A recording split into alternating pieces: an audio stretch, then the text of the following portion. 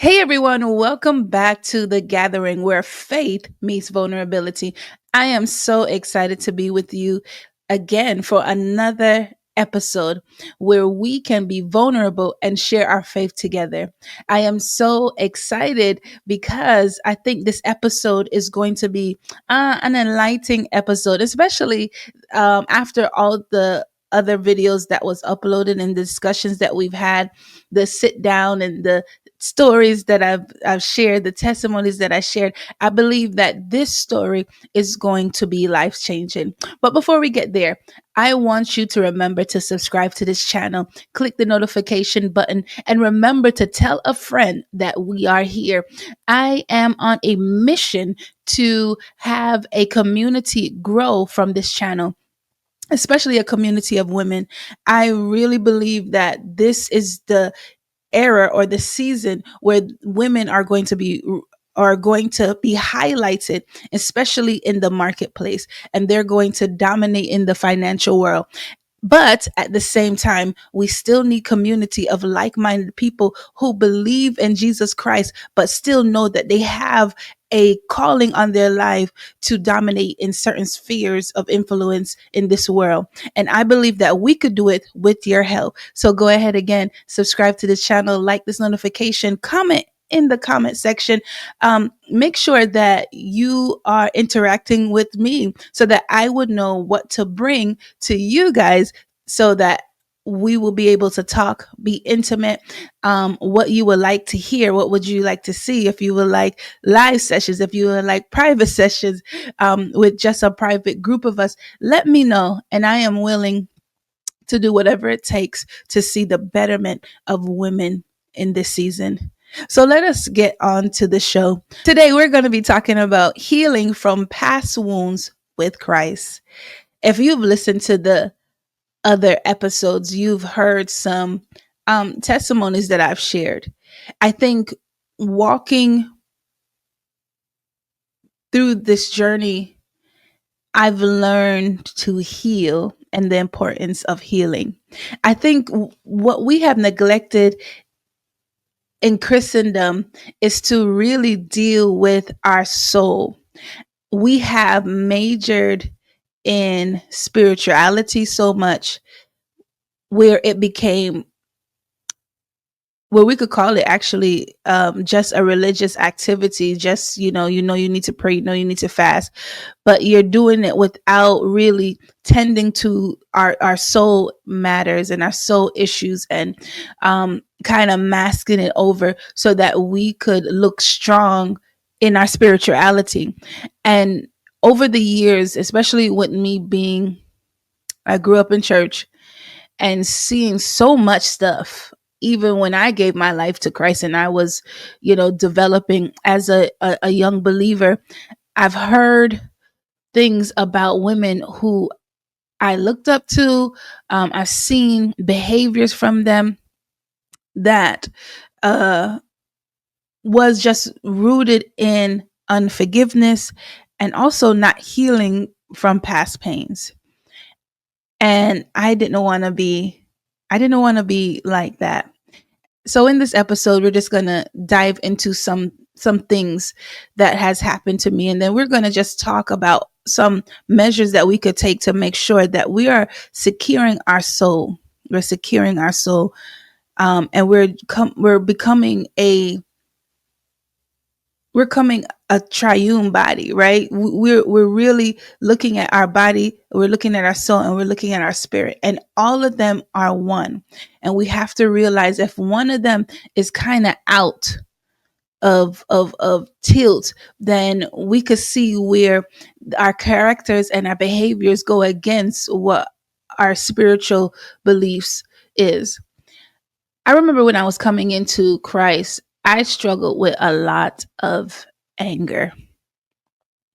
I don't know if I said it here before that anger was my best friend. Like, other than Jesus, I said Jesus was my best friend, but I don't think anything else was close to me except Jesus than anger.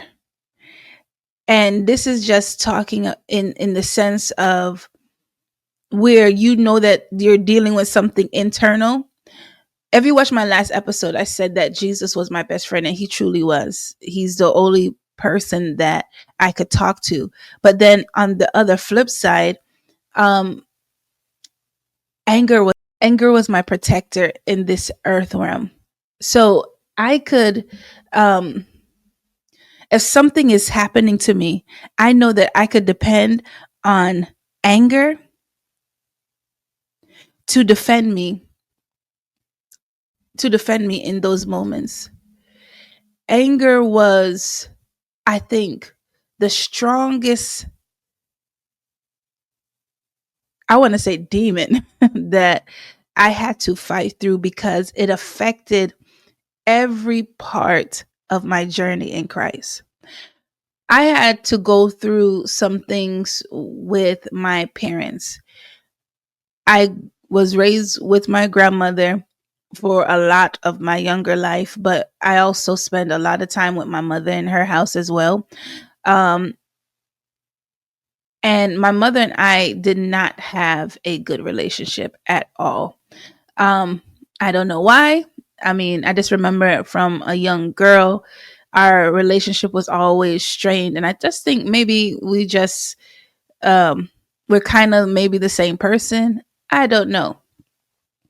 But one of the things that I did learn from my mom was that the impatientness and anger. And she displayed that all of the time. So I didn't know how else to um I didn't know what other emotions I needed to um I guess develop, because I couldn't be sad. I couldn't be scared or afraid. I couldn't be um I couldn't be vulnerable. So the only thing that I could be was anger. And I hope this makes sense, and I'm going to kind of tie this in. So growing up and the complexities of my life and the relationships that was around me, I didn't have time to be a a vulnerable little girl. I didn't have time to be that fearful little girl, or somebody that struggled with anxiety, or somebody. I didn't have time for that, because if I did, I would be punished. If I didn't show strength, I would be punished. If I did anything, I would be punished. So the only thing that I could think of doing was to be angry. When I came into Christ, that anger used to get me in a lot of trouble. One, because I felt like, because I had all these things that I was um, I was bringing in to church, to the church scene, all the traumas that I was bringing into the church scene, all the mother hurt, and mother angry, and the father abandonment, and all these other stuff that I was coming in with. It affected even the relationships that I had, because at the notice, or if there was a whiff of a woman that was going to make me feel insecure, or somebody who is questioning who I am, or I felt like in their correction they were putting me down, or if there was a man that was kind of inconsistent, the way I showed anger was with my mouth. And so I would be easy to dismiss. I'll be easy to argue back. It would be easy for me to argue back and be argumentative, be combative, just be aggressive, and just don't care. Like, just I just did not care. I didn't know how much it affected my life. And this is not just in Christ. This is like my entire, all around, my motherhood, my wifehood, my everything around me was affected by that. And I didn't realize how much pain I was carrying until I really had an encounter with God. I didn't realize how much hurt that really was at the core, at the root of anger, was how much hurt and sadness that was at the root of anger that I carried, but I masked it with anger. And because I was touched as a little girl, and things happened to me as a little girl.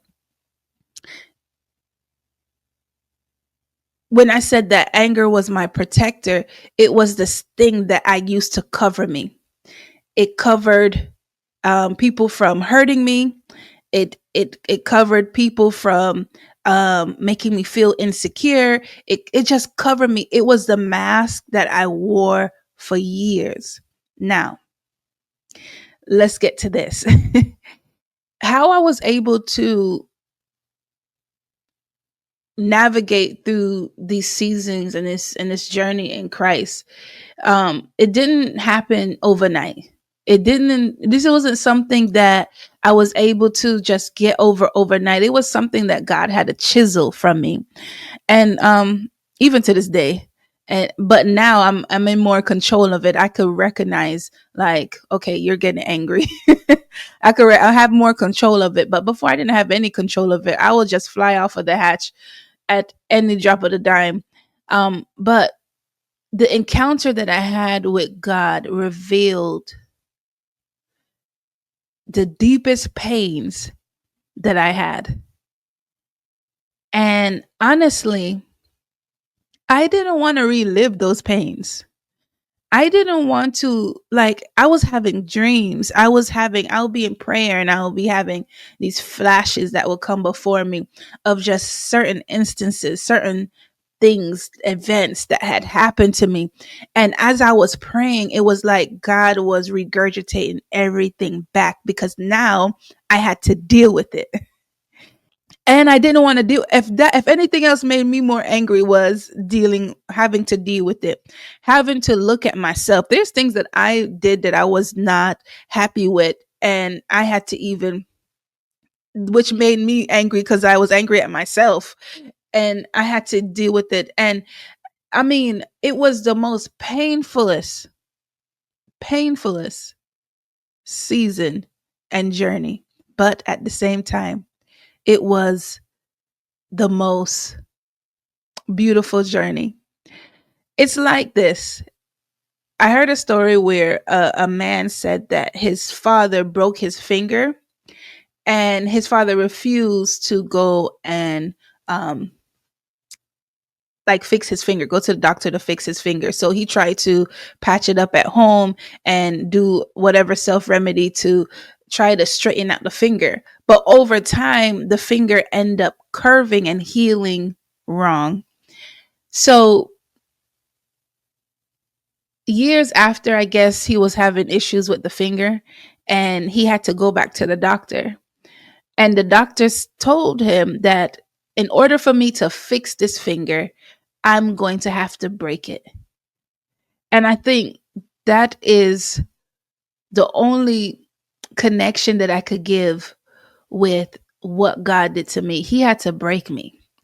He had to break me, and he had to pull out all of the nasty things that was hidden in me, things that I put in the back of my memory, things that was sitting in my subconsciousness, the things that was making me have nightmares at night or couldn't sleep at night. He had to break me, and I had to relive it, and I had to walk through it, and I had to deal with myself in that situation.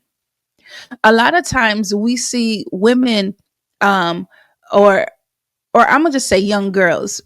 Because I'm a teacher, and we see these students come in, and they're angry, and they're just mischievous, and all of these things. We could label them as all of these things, but really and truly, if we were to get to the root of their behaviors, they're probably afraid, and what they're displaying in front of you teachers or mothers or aunts, uncles, or just onlookers, is anger. And there's these odd behaviors, even when it comes to promiscuity, there's a root cause in it.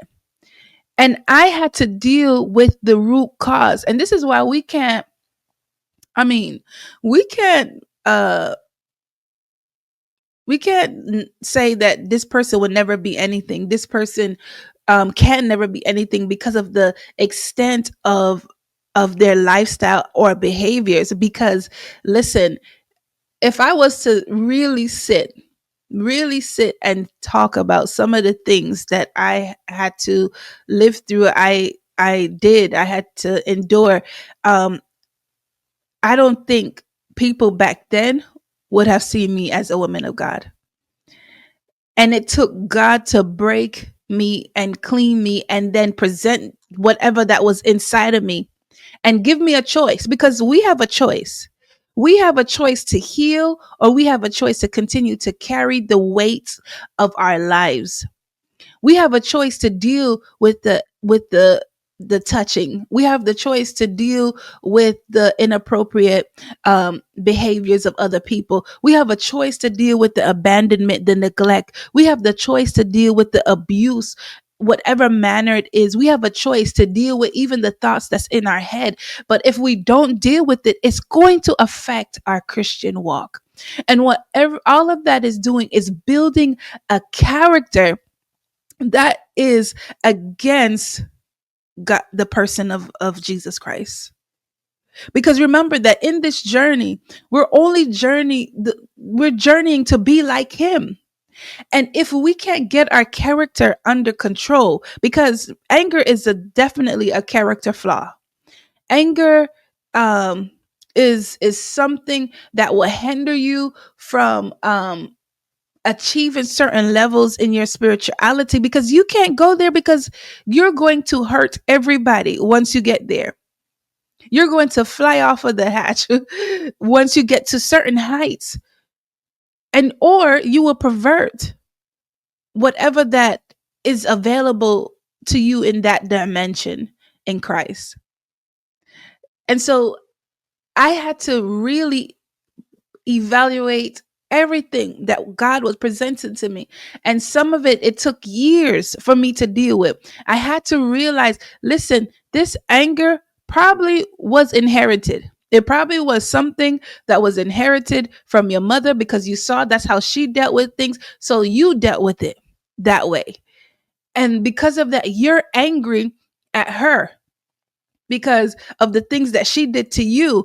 And the only thing that God could show me in the season of even forgiving my mother was, listen, if I didn't catch you when I caught you, you would have done the same thing that your mother did to you to your daughter. Because you didn't deal with yourself. My mother didn't get a chance to deal with herself. My mother didn't walk with Christ like I'm walking with, or is not walking with Christ like I'm walking with Christ. So sometimes we really have to go before God so that he could reveal us to us. He has to turn on the mirror so we could look at ourselves and really see what is hindering us from being everything that we need to be. We see David in the Bible. If you read from First Samuel to Second Samuel, it details all of David's life. There's a whole bibliography in there about David. But one of the things that we all know, that David was a man after God's own heart. And we see that even though he's pursuing God, we see these character flaws that he's presenting. Um, One, he can't keep one woman. We see that. We see that he's not dealing with situations, which is why him and his son end up going to war, because he didn't deal with something that he should have dealt with. And we could go back and look at his dad. We could look at his the situation with him and his dad. feeling that feeling of abandonment, being told that his mother was not his mother for years, being told that, or not that his mother wasn't his mother, but his mother was impregnated by somebody else that wasn't his father, being put into the wilderness to tend to sheep and being left alone, being rejected by your brothers, even looking different from your brothers, right? Um, and even though he loved God and he spent quality time with God, singing to God, writing uh songs to God, we see that in his life things played out, that he caused, even up to killing a man to cover up his own sin, because he didn't deal with his soul. We have to deal with our souls. We really have to deal with the issues of our souls. We have to, especially as women, we have to deal with our emotionalism. Yes, it is a gift from God for us to be emotional, but we have to make sure that our emotionalism isn't perverted. And when we look in Genesis and we see that Eve is presented the fruit, the forbidden fruit that she's not supposed to eat, but because of her emotionalism, her desires was perverted, that she ended up eating the fruit and giving it to her husband. And I'm just paraphrasing because I mean, I just want everybody to understand. We have to deal with our emotions as women of God. We have to deal with our emotions. We have to deal with the sources of certain emotions, because pain, there's something that's sourcing that pain. There's something that's sourcing that depression, the anxiety, the fearfulness, the insecurity.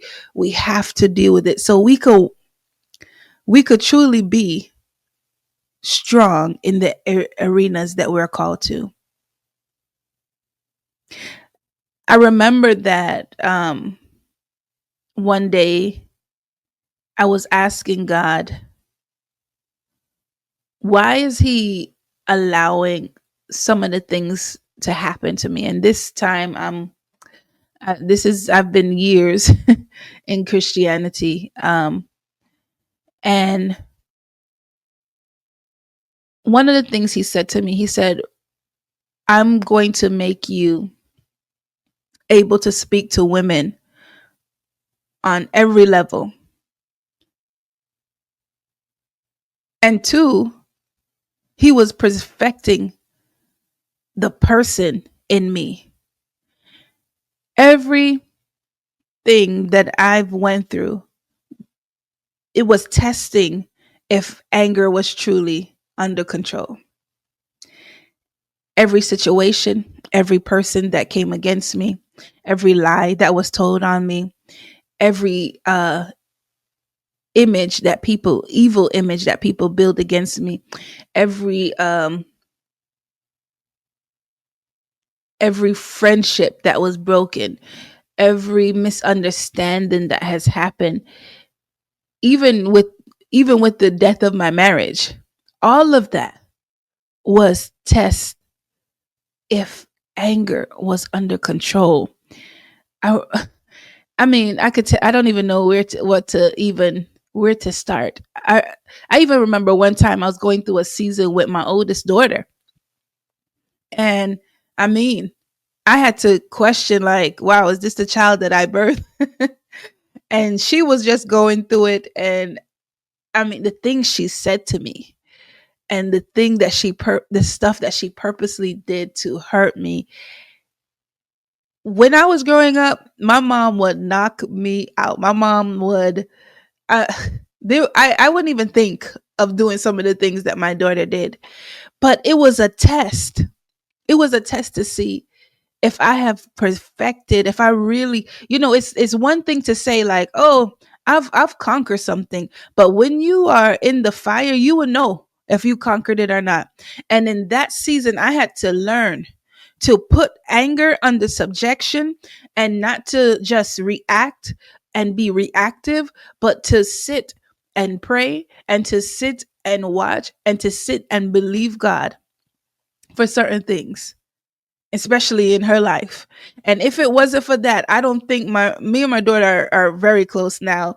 I mean, she's about to graduate from high school, and we are very close. But if it wasn't for that season, if I didn't, if I if I didn't um, really deal with that season well, it would have been to the demise of my daughter and I relationship. She probably wouldn't even have finished high school, honestly. It would have been not only to our relationship, but to who she is as a person. And I thank God. I thank God for the gutting seasons that He had me to go through, because it had me to really reflect on everything and put things under subjection and put things in order and put things in perspective, to know that a lot of the stuff that I'm carrying is not even necessary. A lot of the luggage, a lot of the the pain that I'm carrying, it's not feeding anything, but is actually causing more frustration in my life. And I'm telling you, when I let go of who I thought was protecting me, who I thought was protecting me in this earth realm, which was anger, I realized how free I was. I thought I was free. Like, I thought, because I felt like I was protected. But when I really was able to just live a life where I don't even, not saying I don't get upset. I mean, I get upset. Trust me, ask my kids, I get upset. But anger does not grip my heart. It doesn't grip my heart. And I just thank God for that. I thank God that I'm not in a place where it's affecting me like it used to. If you're out there and you're listening out there and you could relate to this, put it in the comment section. I want to hear from you. And maybe anger is not something you deal with. Maybe it's anxiety and fear, because they're twin brothers. Maybe it's depression. Maybe it's um whatever it is, whatever emotion it is. I want you to put it in the comment section. Let me know. Let's talk about it. One of the things that I want to talk about as well is I had to learn how to identify emotions, because I lumped every emotion under anger. I didn't really experience true happiness because of fear that if I was happy, something was going to come and take it away. So there was sprouts of, like, you know, uh I was happy about something, but it didn't last too long. I wasn't able to really feel that. It wasn't like, it couldn't, I don't even know how to explain it. I couldn't live it through that. So even if somebody's celebrating me, I will be there, but I'm not there. Even the birth of my children, which I could even say is probably one of the most happiest moments, but I couldn't be present in the situation, because the only thing that I could think of is that I can't be too happy just in case something happens to take this happiness away from me. And I had to learn to, one, live in moments, and two, identify emotions. So now what I do, and I want you to use this as a technique, is when I'm feeling emotions, because some emotions to me, if I'm not careful, could be overwhelming, because I'm not used to feeling. I'm not used to allowing myself to feel. I have to really sit and process. All right, I'm happy. And it's okay to be happy in this moment. And I have to process this is happiness. And it's okay to feel happy and to receive happiness. Um another one is when I'm feeling, now that I'm the anger is not there, but I'm upset or maybe I'm sad, because those two could be very like, in my world they're equal. For me to be sad and upset, they were equal things. I had to really sit and process, like, am I sad right now or am I angry? And it might be funny to you, but to somebody you could relate, especially if you're somebody that was very guarded, and uh you was very protective of yourself because of the hurt and the pain that people had put you through. Sometimes emotions could be, they just, you just lump them up all in one. And now in this season, I'm able to sit, and I'm able to process, and I'm able to be present. I'm able to look at my children and see them, now they're big girls growing, and just be present in the moment of that. They're they have reached an age that I'm proud of, that they've reached. They accomplished so many things. They're good girls. Just be proud and be okay to feel happy in that. And so if you're someone is who is like I was, I want you to just really, one, be present in moments, and two, feel. And while you're feeling, try to evaluate what you're feeling, how you're feeling, um,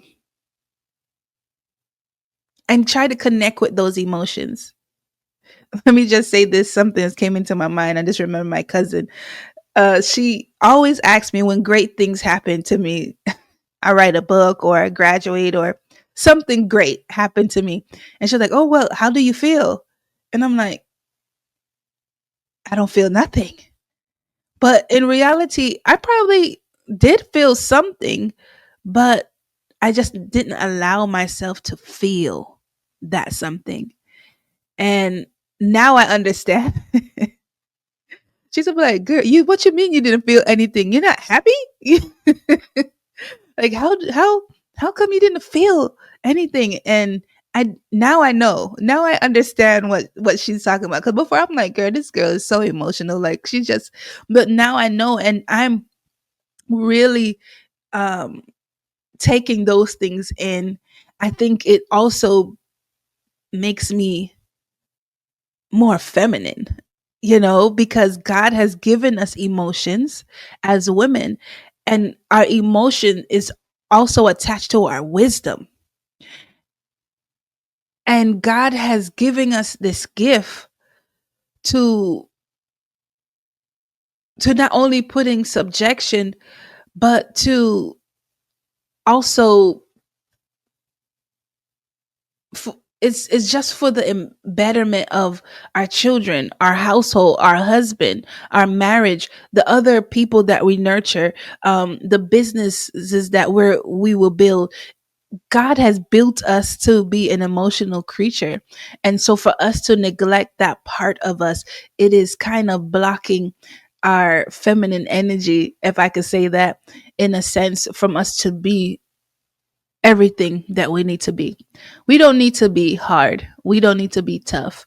We could still rock this world.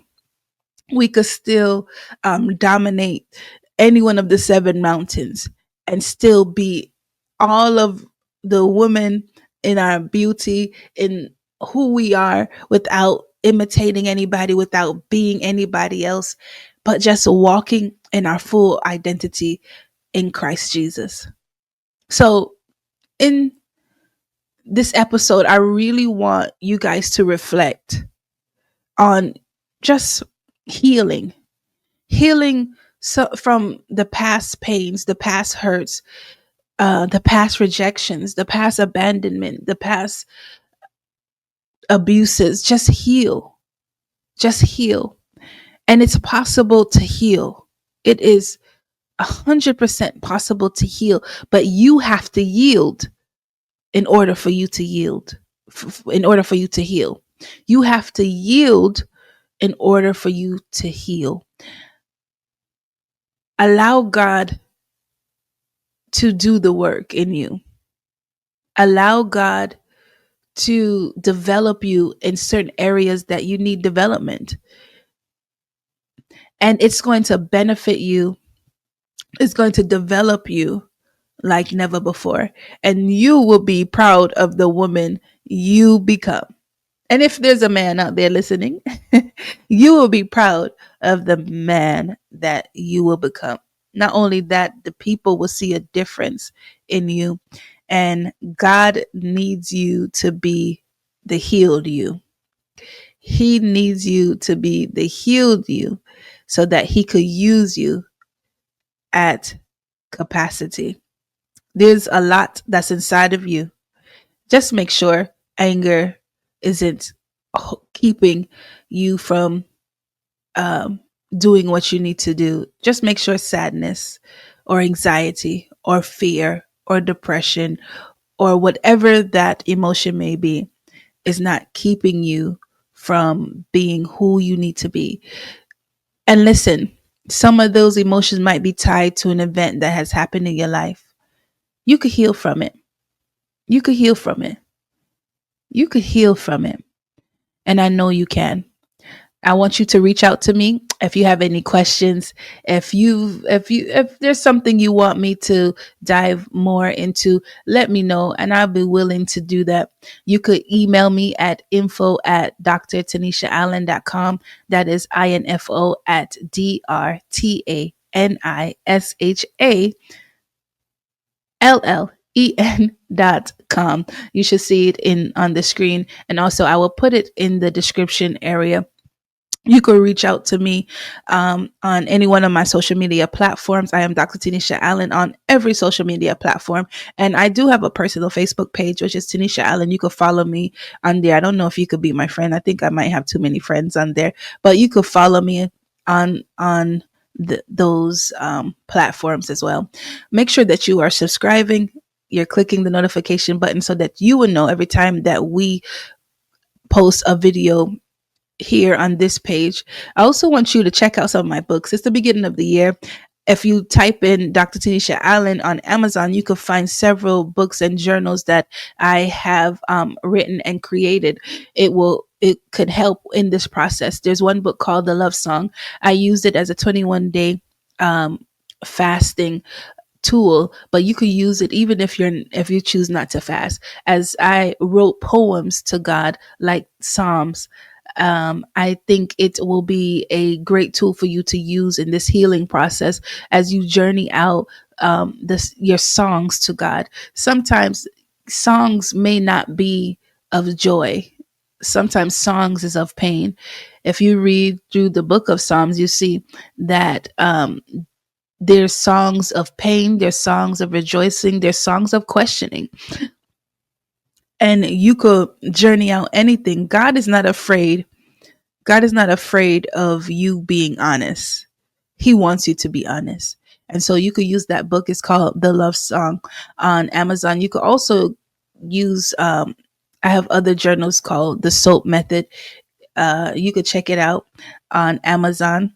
And if you get it, let me know. Take a picture so I could shout you out in this community forum that we have connected to this page. God bless you all. Thank you for tuning in for another episode of The Gathering. Again, make sure you click that notification button, share with somebody, tell somebody to join in on this community, and we will see you soon. Bye bye now.